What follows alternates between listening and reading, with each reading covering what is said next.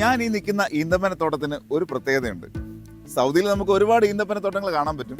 പക്ഷേ ഈ ഈന്തപ്പനത്തോട്ടത്തിൻ്റെ പ്രത്യേകത എന്താണെന്ന് വെച്ചാൽ ഇവിടെ എത്ര മരങ്ങളുണ്ടെന്ന് നമുക്ക് കൃത്യമായിട്ട് പറയാൻ പറ്റും. 100 മരങ്ങളാണ് ഇവിടെ ഉള്ളത്.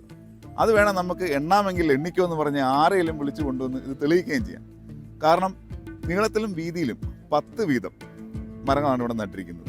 ഇതിപ്പോൾ ഇവിടെ നല്ലൊരു സ്ഥലം ഇങ്ങനെ കണ്ടു, എന്നാലും 100 മരം നട്ടേക്കാവുന്ന കാര്യം നട്ടതല്ല. ഇതിന് വലിയൊരു കഥയുണ്ട്. ആ കഥ ഞാൻ പറഞ്ഞുതരാം.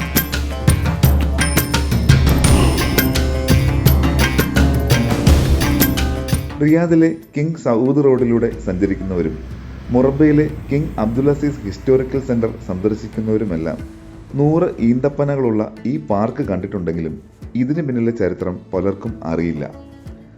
ആധുനിക റിയാദിന്റെ പിറവിയുമായി ബന്ധപ്പെട്ട് കിടക്കുന്നു പാം ഒയാസിസ് എന്നറിയപ്പെടുന്ന ഈ പാർക്കിന്റെ കഥ. ശാന്തത കളിയാടുന്ന ഇളം തെന്നൽ എപ്പോഴും വീശുമെങ്കിലും പോരാട്ടത്തിന്റെയും പിടിച്ചടക്കലിന്റെയും എല്ലാം ചരിത്രവും പേറിയാണ് ഈ മരങ്ങൾ നിലകൊള്ളുന്നത്. 1902 ആധുനിക സൗദി അറേബ്യയുടെ സ്ഥാപകൻ അബ്ദുൽ അസീസ് രാജാവ് ഓട്ടോമൻ അധീനതയിലായിരുന്ന ഹായിൽ പ്രദേശം കീഴടക്കിയത്. റിയാദിനെ തലസ്ഥാനമായി പ്രഖ്യാപിച്ച് അദ്ദേഹം ഭരണം തുടങ്ങി. 30 വർഷങ്ങൾക്ക് ശേഷം 1932 സൗദി അറേബ്യയുടെ ഏകീകരണത്തിലേക്ക് നയിച്ചത് 1902 ഈ റിയാദ് യുദ്ധ വിജയമാണ്.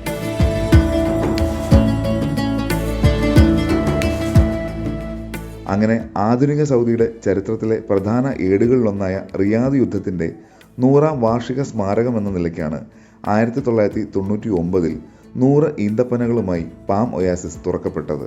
1997 മെയ്യിൽ അന്നത്തെ റിയാദ് ഗവർണറായിരുന്ന നിലവിലെ സൗദി ഭരണാധികാരി സൽമാൻ രാജാവിൻ്റെ മേൽനോട്ടത്തിലാണ് റിയാദ് ഡെവലപ്മെന്റ് അതോറിറ്റി ഈ പാർക്കിന്റെ നിർമ്മാണം തുടങ്ങിയത്.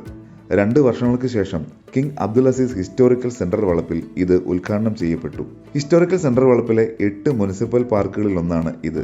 കിങ് സൗദ് റോഡിൽ നാഷണൽ മ്യൂസിയം സെന്ററിലെ മൊറബ ചത്തുരത്തിന് അഭിമുഖമായി നിലകൊള്ളുന്ന ഈ തോട്ടം അൽ വത്തൻ പാർക്കിനും അൽ യമാമ പാർക്കിനും ഇടയിലാണ് സന്ദർശകർക്ക് സ്വാഗതമോദി സ്ഥിതി ചെയ്യുന്നത്.